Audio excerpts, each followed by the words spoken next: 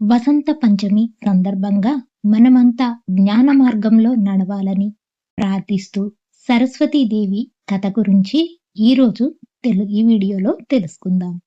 వసంత పంచమి జ్ఞానం, విద్య, కళలకు అధిష్టాత్రి అయిన శ్రీ సరస్వతీదేవిని ఆరాధించే పవిత్రమైన రోజు.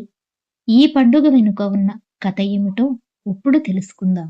రోజుల్లో ప్రపంచం నిశ్శబ్దంగా, నిస్సారంగా ఉండేది. శబ్దం లేదు, సంగీతం లేదు, జ్ఞానం లేదు. మనుషులు ఉన్నారు, కానీ ఆలోచనలను చెప్పుకోలేని స్థితిలో ఉన్నారు. ఈ సృష్టిని చూసి విచారించాడు బ్రహ్మదేవుడు. జ్ఞానం లేకుండా జీవితం ఎలా ముందుకు సాగుతుంది అని ఆలోచించాడు. ఈ స్థితిని చూసిన బ్రహ్మదేవుడు లోకానికి జ్ఞానం, మాట, కళలు అవసరం అని భావించాడు. అప్పుడు ఆయన తన మనసు నుంచి ఒక దివ్యమైన శక్తిని సృష్టించాడు. ఆ శక్తే శ్రీ సరస్వతీదేవి.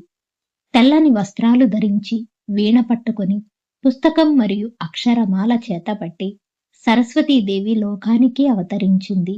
ఆమె వీణ మ్రోగగానే ప్రపంచంలో మొదటిసారి శబ్దం పుట్టింది, మాట వచ్చింది, జ్ఞానం వెలిగింది.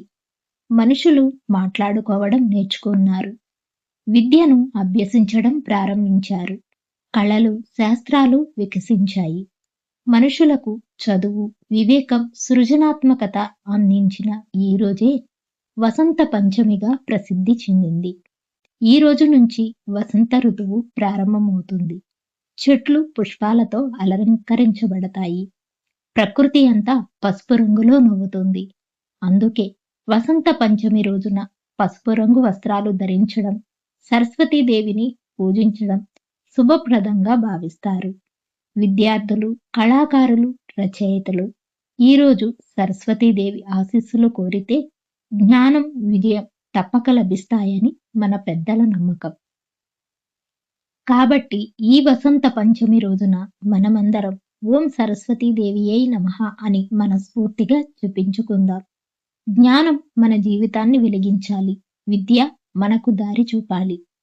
మీకు, మీ కుటుంబానికి వసంత పంచమి శుభాకాంక్షలు.